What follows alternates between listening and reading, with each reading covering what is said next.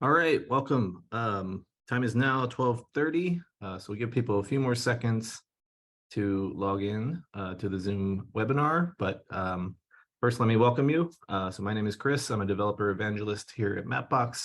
I'm joined today by Arun and Chris, who are from our data team, and they're going to be talking about Mapbox Boundaries. So before we jump in, just some housekeeping. Familiarize yourself with the chat window because that's how you can ask questions. So I'll be relaying those messages to Chris and Arun as they're giving their presentation. But if you have a burning question, just drop it in there. If it's something that is needs to be answered by them, I'll pass it along. If it's something I can answer myself, I'll try and do that.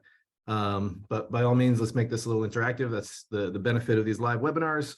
So we'd love to hear from you in the chat. You can also just drop in there and say hello and let us know where you're tuning in from. So you're already familiar with Mapbox, I'm sure, if you're attending this. But actually, when I give this slide, the last thing on the list is always data, and everyone's like, "Oh, Mapbox does data products." Well, yes, we do, and that's what we're going to be covering today is our boundaries data set. But we also have additional data products. But if you're not familiar with the rest of our offering, we do a lot more than just maps. But you can go check out our very robust search services, our navigation services, and of course, all this works across web and mobile and on various different platforms. So go ahead and take a look and let us know if you have any general questions about Mapbox as well. And then finally, is a plug for our developer Discord server. We probably don't have a whole lot of people come in here asking about data, but there are occasional questions. So if there's something we can help you with there, or in general, if you're building with Mapbox, this is kind of a great resource to meet others in the community and maybe get your technical questions answered. So that's it for my introductory slides. Without further ado, I'll turn it over to Chris Byers, who is a product manager for data on our data team, who's going to tell us a bit about what we're going to cover today. So take it away, Chris. All right, sounds good. So I'm going to try to keep my part short because really the cool stuff is what Arun's going to be showing. But I did want to just briefly give an introduction to the data set itself. Now, our boundaries product, if you're familiar with Mapbox Studio, you know that you can do base map visualizations with geographic boundaries, and you can use those to build really beautiful background maps. But if you're wanting to do things like create an interactive experience for your users where you can click on a particular boundary and go do something, or build a choropleth visualization for analytics or something like that, then what you need is our Mapbox Boundaries dataset.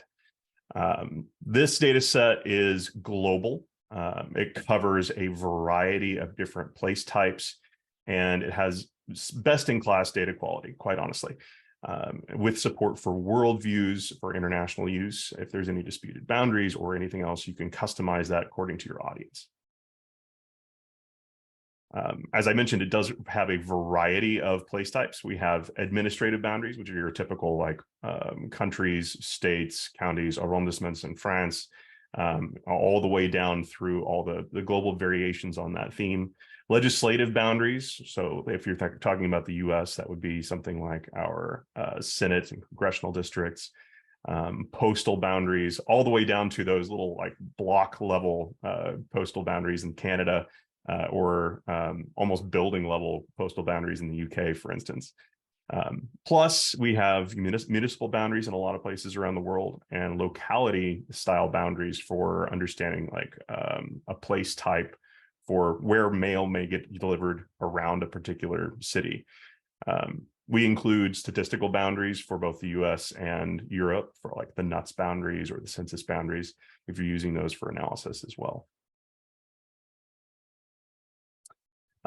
The cool thing, in my opinion, about boundaries is that it is topologically correct where applicable. So if we're talking about an area of features, there's no gaps or overlaps between those polygons. So you can safely use this for detailed analysis if you're doing, say, point and polygon analysis, that kind of thing.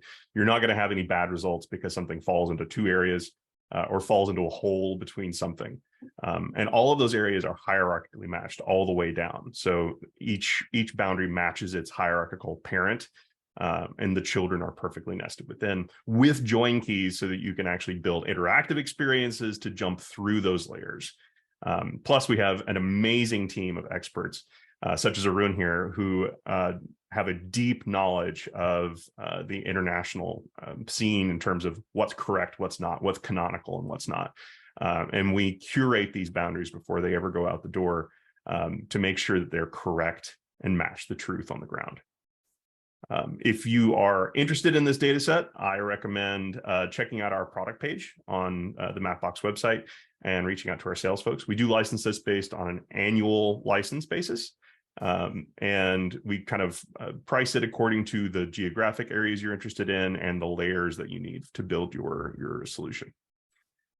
So that's about all I got. I'm going to turn it over to Arun now and let him go to town. Hey, Chris, before we turn it over, we had a quick question in the chat about pricing. I know that the entire boundaries data set is not free, but there are parts of it that are free. Can you talk a little bit about the pricing and what you can get now if you aren't engaged with us, in a sales engagement? Can you tell us about that a little bit? Sure. So on the pricing side, we do offer our admin 0 or country boundaries for free. And that's actually what Arun is going to be working with today. So everything that he's going to be showing today is something you can build out of the box without any kind of additional licensing necessary. If you want to dive further in and get into some of our more detailed, deep boundaries, the postal boundaries, that sort of thing, we do, as I mentioned, we do license those on an annual basis. We kind of discuss pricing based on what your use case is and how much data you're going to be needing. Most of that licensing is based on providing our tile sets to you with reference files so that you can use this in like a quick, easy to build map right out the door. Awesome. Thanks. Okay, I think take it away, Arun. All right, thank you, Chris. Hey, everyone, my name is Arun, and I'm a software engineer and cartographer on the Boundaries team. And so as Chris mentioned, he gave an overview of the Boundaries data product, and the engineering team works hard to really put together a lot of data sources, edge match it, process it in a way to deliver it to all our customers at very high resolution. And we do this using our vector tiles API. So, and this is a little unusual for traditional users of Boundaries who are used to using data in a GeoJSON format or a shapefile. But in this case, our product is completely through the Mapbox vector tiles. So it requires a little bit of knowledge of the Mapbox APIs to be able to use it. And that's what I'm going to be talking about. So it's incredibly flexible in what you can do. And there's two use cases that I'm going to be covering, which are pretty common with Boundaries. One is you just want to highlight a particular country, for instance. And that's a pretty common use case while making a map. You just want to outline one country or a group of countries. And another use case is creating a choropleth map where you want to style different boundaries using some kind of external data, maybe some kind of numerical or statistical data to create a choropleth visualization. So these are two things I'm going to be covering, and it's not going to be very deeply technical. For background, I'm not a JavaScript or a front-end programmer, but I know how to use examples and copy-paste a bit of code. So I'm going to dive right in. So the first place to get an overview of the Boundaries data product is the Mapbox Boundaries homepage. And if you just scroll down, you get this Explorer, which allows you to explore all the countries that we have coverage for, as well as the various layers or levels of boundaries that we have. So we go really deep. So this would be 6-digit postal boundaries for Canada, and you can see how granular they can get. So this is a premium tile set, but what we do is we offer a subset of the Boundaries product as a completely free product for any Mapbox user. So this is essentially the admin 0 level, which is the country level boundaries. And anyone who signs up for a free account on Mapbox have access to these tile sets. And that's what I'm going to be using in this webinar today, so that you can actually try it. So we'll dive right into our first part, which is styling a single country. So we have an existing blog post about making a mask of a single country. If you search for masking in Studio, you'll be able to get this tutorial from one of our lead cartographers, Johnny Walker, on creating a mask and highlighting a single country. So what we're going to be doing today is sort of expanding on this and showing a little more variations of what one can do using Mapbox Studio, which is a totally GUI-based interface. So there's no programming involved, and it's fairly simple to actually get started doing this. What is needed is you need to open Mapbox Studio. So URL for that is studio.mapbox.com. And if you already have a free Mapbox account, you should be able to see a page similar to this, where it starts off with you showing all your map styles. And if you haven't created any, you wouldn't see anything over here. So what we're going to do is create a new style. And Studio gives you a bunch of common themes for the base map. For simplicity, we'll just use a monochrome style.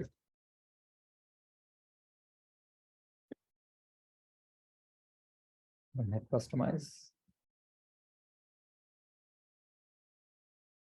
So as soon as you do this, this is the map style editor that Mapbox Studio gives you, which allows you to customize your map style. And if you see on the left side, you already see something called administrative boundaries.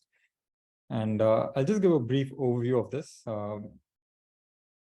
because this is different from the country boundary polygons. So by default, all Mapbox maps have administrative boundaries in them, but these are only administrative boundary lines. So we just change the color of this so we can see that more clearly. I'll add a new color for the boundaries.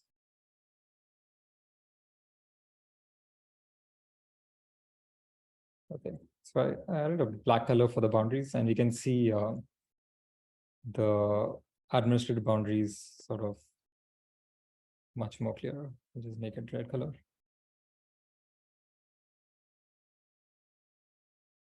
So these are the default boundaries that are inbuilt in every Mapbox map, but these are only line geometries. So you can't actually create a polygon fill. Suppose you wanted to highlight the entire territory of Canada of a certain color. You can't do that using these geometries because these are only line strings. So what we're going to do is going to be adding the actual country polygons tileset to this particular map. And the way to do that is you need to switch from the components to the layers tab.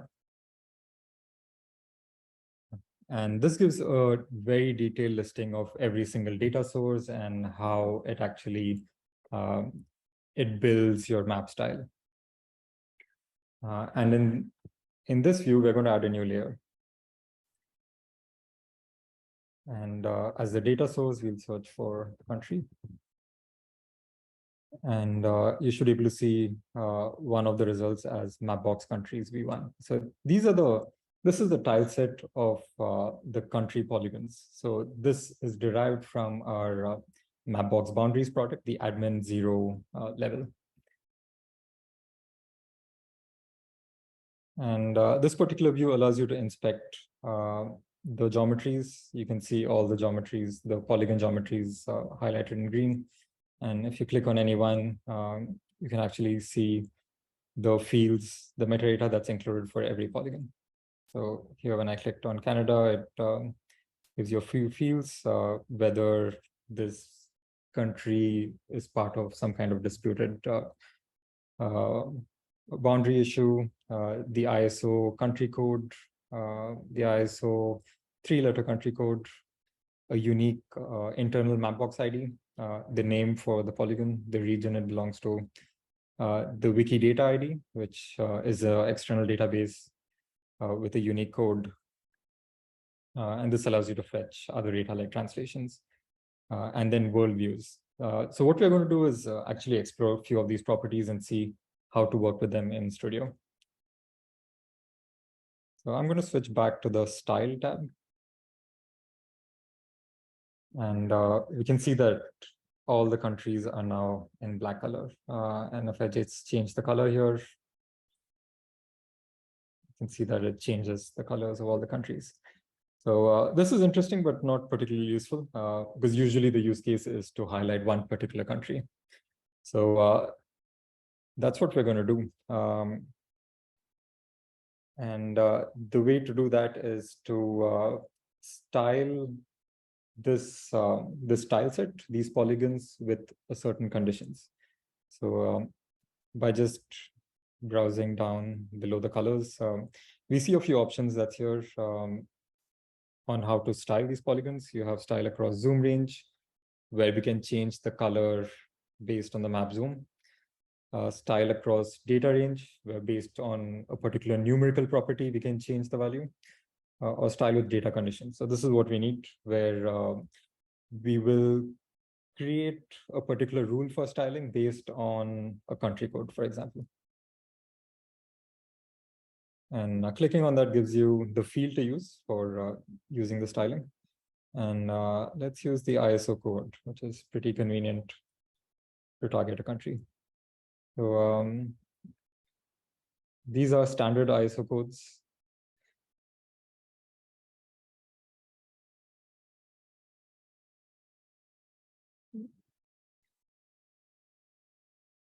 Style with data conditions, ISO code, and suppose for Canada, the country code will be CA. So I can say use CA. And now I can change the color value where for the polygon where the country code is CA. So I'm going to make that green. And you can see how this affects the map. So using the UI, you can see how the styling is working. So it's using the data field from the tileset, ISO 3166, which is the country code. And if the value is CA for Canada, use green color, or else the fallback value for every other country is red. And I can change the fallback value to another color or even make it transparent. And here we see we have only one particular country that we want. And the styling becomes slightly more complicated for countries that are involved with in certain disputes. So we have a concept of worldviews where we include different versions of polygons for countries that are involved in disputed areas. A common such place is China, for instance.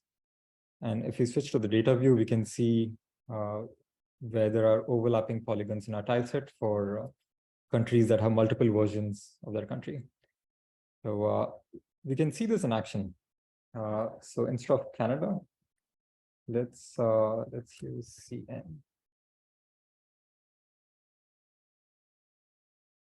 So this is highlighted China, and if we change the opacity, so make it slightly more transparent, you can see that there is some parts which are darker and some parts which are more gray. And this is because there are overlapping polygons of China, where we have multiple versions of the China border in the tile set, which are overlapping. So for correct display, you would want to filter to the correct worldview. And the best place for understanding worldviews is to look through our documentation, where we have an example of how to filter for a particular worldview, and also our documentation of all the worldviews that we support in our tile set. So if you're building a map which targets audience in any of these countries, it would be recommended to switch to one of these worldviews. And this would ensure that the representation of the boundaries matches what one would expect in that country. So in this case, we are going to look at two different worldviews and see how our map differs. So Can I ask a quick question on Oh, world? yes. So it sounds like sorry, you just showed a list of countries, but that wasn't a list of countries of those are countries where people who live there would expect a certain worldview. I Right. guess my question is more, is there anywhere we can determine, like you just showed us that China has multiple geometries in the data set because it appeared to be stacked on top of each other in Studio. Is there a way for us to know that there are multiple, which country borders have multiple versions? Is it like a minority of them or is it half of them? I'm just curious. It is a minority. Okay. And we offer worldviews for pretty much large countries which have a significant population and where it's common to expect a pretty different representation. So the China worldview is one example where within China, one would expect Taiwan to be a part of China and not a separate territory. And that's what I think we can demonstrate, and we'll see. Awesome. Thank you. The easy way to know if where the worldviews are is to switch to the data view. And all the polygons that you can see in a brighter color have multiple variations because of the overlaps. And you can see it's a minority, but probably in terms of area, there is a large surface area of the world which has countries involved in worldviews, involved in disputes.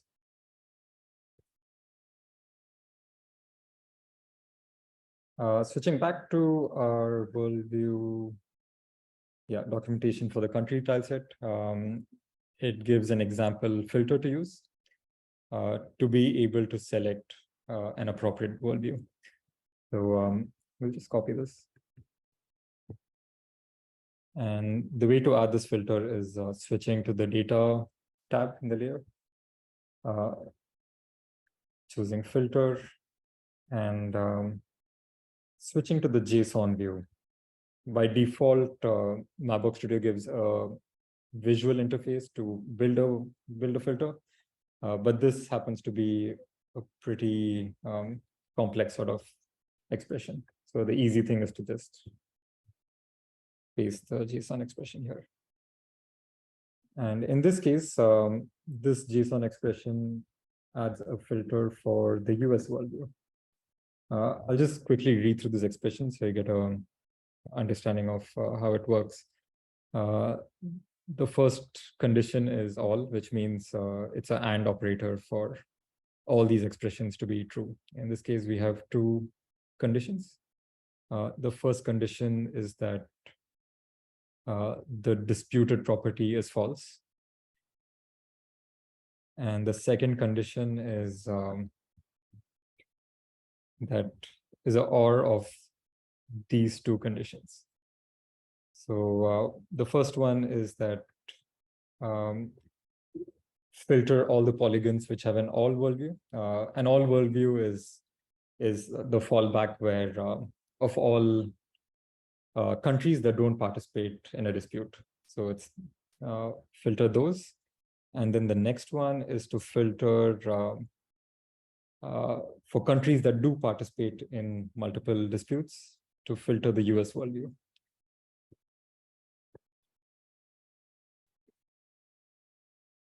And here we can see, and we'll see this especially in this area where we see Taiwan and Hong Kong and also Macau. So in the US worldview, which is sort of our international default worldview, which is the usual fallback worldview to use for areas where you don't have a particular worldview that you want to select. We can see that Taiwan, Hong Kong, Macau are not included as part of China. And we'll switch this to the China worldview and move back to the style. And we can see how the areas of Taiwan, Hong Kong, and Macau are included as part of China. So this really is the basics of working with the country style set. There's a few other simple tricks that you can do here. One is you can reorder the layer. Usually you'd want to move this behind other features like roads or water bodies.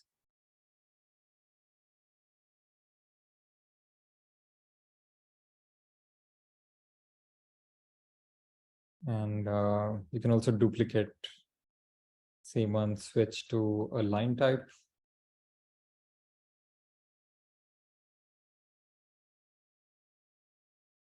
And I'll use the same coloring expression for the line. So it only colors the China. And you can see how it outlines the China polygon. And here, I don't think a filter has been applied for the worldview. We can see how the various overlapping polygons have the green line applied. I'm also going to hide the default admin boundaries component.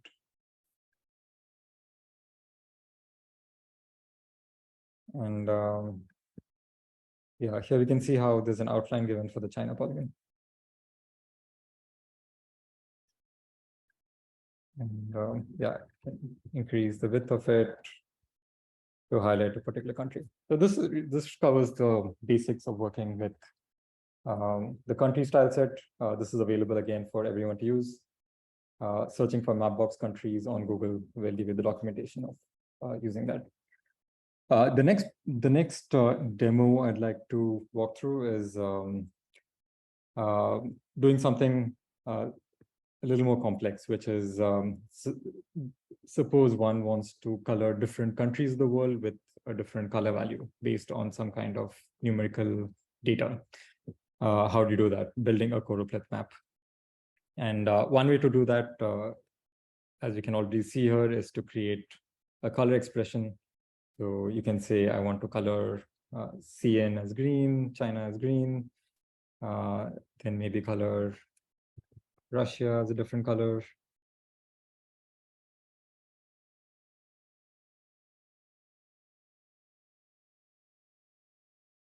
This is transparent. And so on and so forth. You could keep adding an expression for every single countries. And given there's 200 or close to 250 countries, this would be quite cumbersome to do it in such a process using Mapbox Studio. So the way to do this, to join external data to the boundaries and then create a choropleth or modify the color expression is to do it via JavaScript or GLJS. And that's what we'll see how to do. So I'm going to close Studio here. And so we have a starting example that we can use. This one is called the GLJS data join example. Searching Google for Mapbox data join GLJS should give you this. Yeah, join local JSON data with vector tile geometries. Now this gives a simple code snippet of how one can use some kind of external data. In this case, it's JSON data of, I think, Human Development Index for certain countries. And then style every polygon from the country style set or any other boundary style set using that numerical value. A brief overview of how it works is it takes the input data. The important part is the data needs to have some field which matches one of the metadata fields in our tile set. In this case, the data has a country code, a 3-letter country code, and we already saw that the country tile set also has its 3-letter country code. So both of this would align and you'll be able to match it. And how the matching works is we use JavaScript to build a match expression to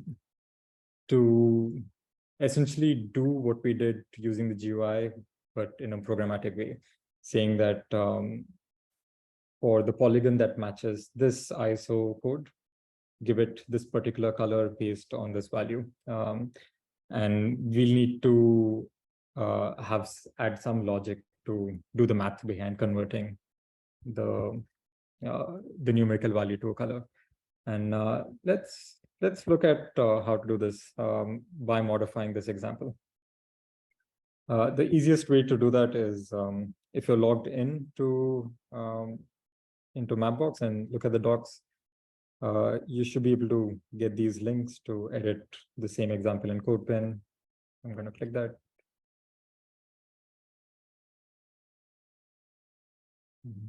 Let's increase.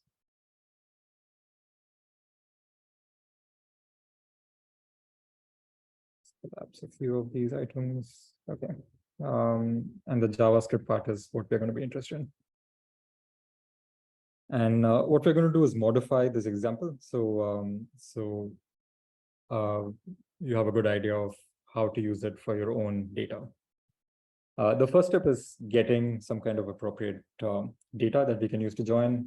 In this case, let's use something from the World Bank data catalog. This World Bank has a lot of data sets on a global level, and they usually have a country code which neatly matches to the polygons that we have. This particular data set is on GDP estimates for most countries of the world for the next 5 years, for 2025. I've loaded this up on a Google Sheet so we get an idea of what this data contains. This is the CSV that I downloaded from the World Bank site, and it essentially has a country name, a 3-letter country code. You can see not all of them are countries. There's some grouping, and then we have a list of countries. And then the kind of indicator, this is the GDP growth, and there's a time series for the next 5 years on the estimated GDP growth rate. What we're going to do is use this data, modify that example, and see if we can create a choropleth with this, and maybe add some simple interactivity with the mouse so one can explore the data. The first step would be, so here we have CSV data, but the example uses the data as JSON. We can very easily convert the CSV to JSON using a bunch of online tools. CSV to JSON. And this should just work. I'm going to paste that.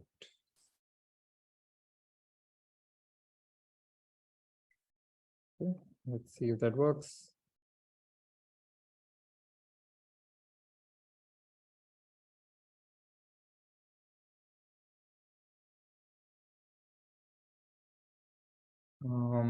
The format isn't the way I would have.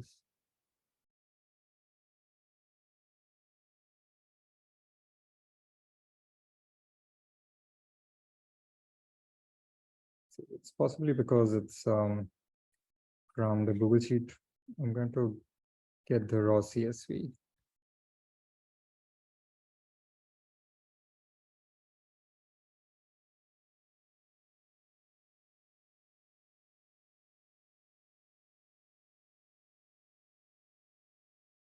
I'm going to paste the CSV from the file directly.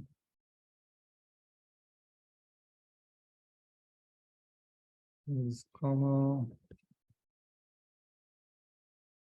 Okay, this looks like a fairly well formatted CSV where we have an array of values and each object is one record or one row, where we have a country code and then fields which have the GDP value for that year.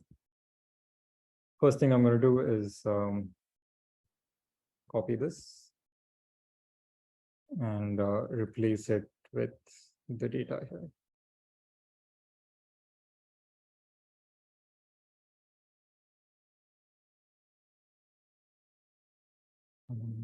Yeah, make sure the whole array is replaced.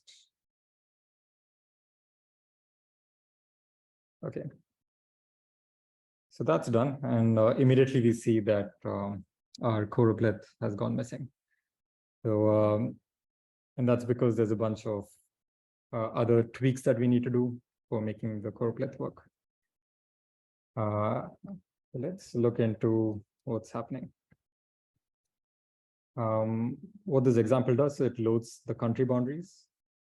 This is similar to what we did in Mapbox Studio using the GUI, but in this case, this is the GL code, which does the same thing. And the next step, it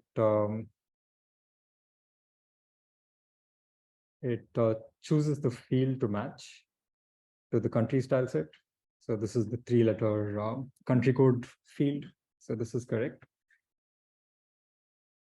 And here we see that it was using the code field from the previous data, which had the 3-letter country code. In the new data, instead of code, it's called country code. I'm going to change that.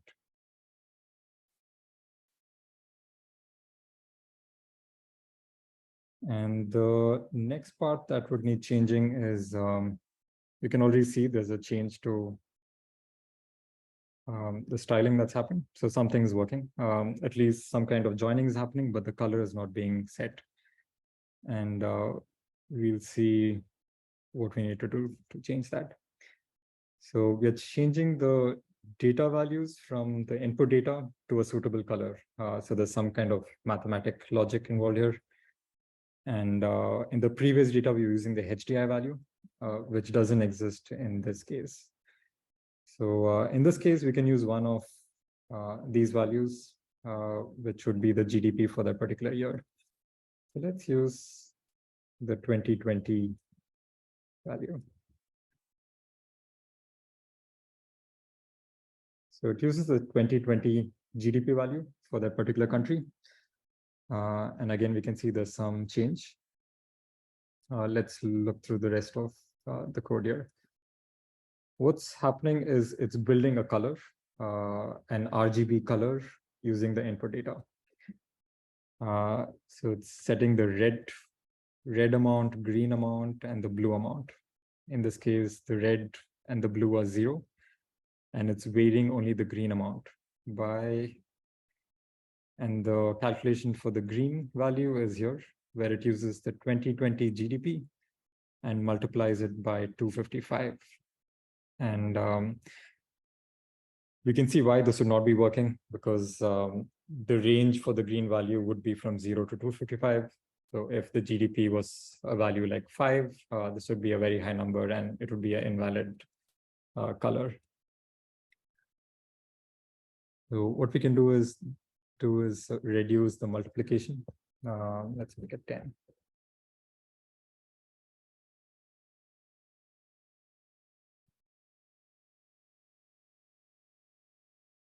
And you can already see how this has affected the value. And a higher 2020 GDP would essentially be more green. And we can already see that. So we'll not go into the details of building appropriate color expression. This would take a lot more time. But for this particular example, this gives you an idea of how to tweak the logic behind it to be able to create your choropleth. The next step we'll do is adding some kind of interactivity to the map.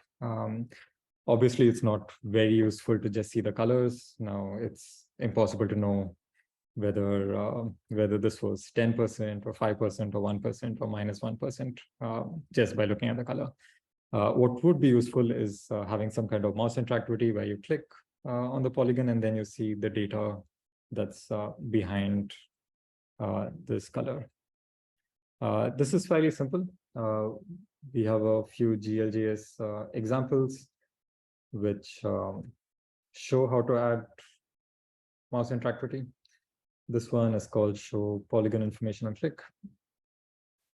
a fairly simple example which shows how do you add simple click pop-up. I'll just go through this, and this is the relevant bit. So it adds an event listener for a click event. It tells which layer the click event should be on. In our case, we'll want to add it to the countries layer. And then it creates a pop-up. So I'm just going to copy this part. And there's a couple of extra listeners on how to change the pointer as you hover over the layer. I'm going to copy this part and go back to the code.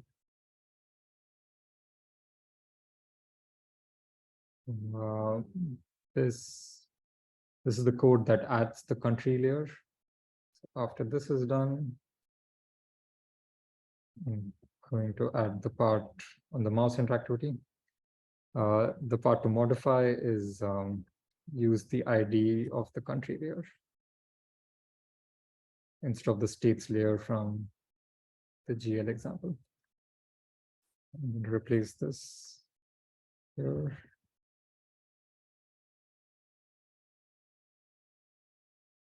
And yeah, I'm clicking on the country and you can see there's a pop-up and it's giving the name of the country. And you can see why it's doing that. This is the logic controlling what content is shown the pop-up. So it's setting the HTML of the pop-up using the clicked features name property. So instead of the name, we'll add the English name instead of the local name. And now we see that we're getting the country name. And the next part we would want is to know the GDP value.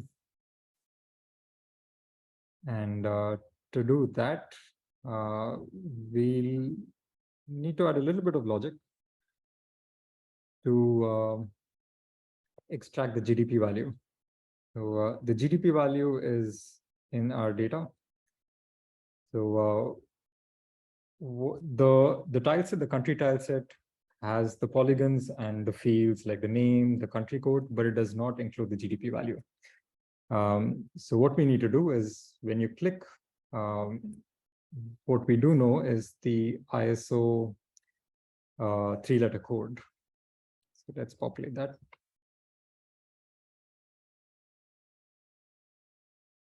I'm going to add a line break. And from the tile set at the ISO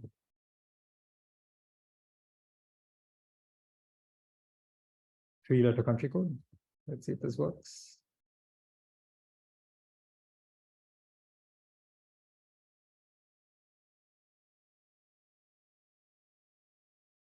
This.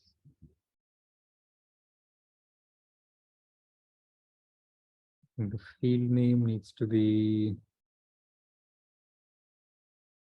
31661 alpha 3. I missed one there.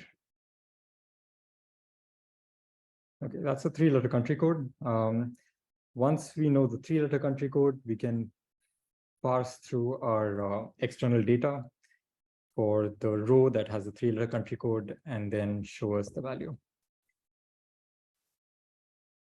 So,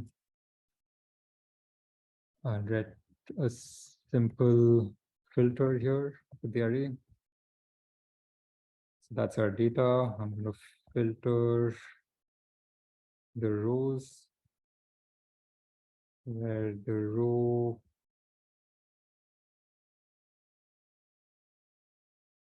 country code matches the 3-letter alpha code. And once we have that row,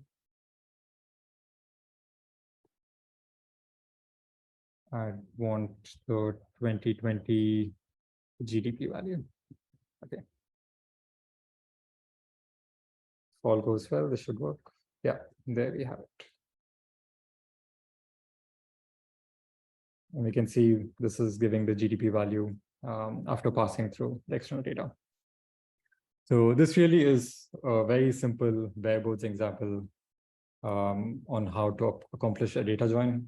There's various other methods to do this as well, which is a little more complicated, and which is something we can cover in further webinars for more advanced use cases. Yeah, that's all I've got. Back to you, Chris. Awesome. So if you have a question, go ahead and drop it in the chat. I have one more question just because I've heard this and I wanted to ask the subject matter experts while I've got them here. But I think I heard that another use case for this data set is to use the TileQuery API to do like point and polygon lookups like on the fly. Is there any more you could tell us about that? Oh, absolutely. The simplest way is to use, maybe I could just do a demo here. Great. I'm searching for Mapbox TileQuery API and open the playground. And this is how the TileQuery API works. It can query a particular tile set at a point and return the features at that particular point. And I'm doing a click and it's giving me a request URL. And we can very easily just change this to query the Mapbox country tile set instead of Mapbox streets. So let me fetch the countries tile set ID. Mapbox country boundaries v1.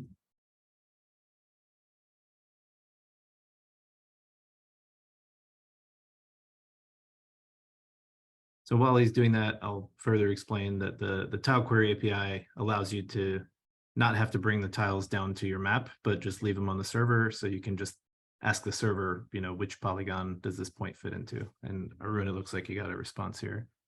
Yep. So this was pretty simple. I just changed that to Mapbox countries. You can do it with any other boundaries tile set as well.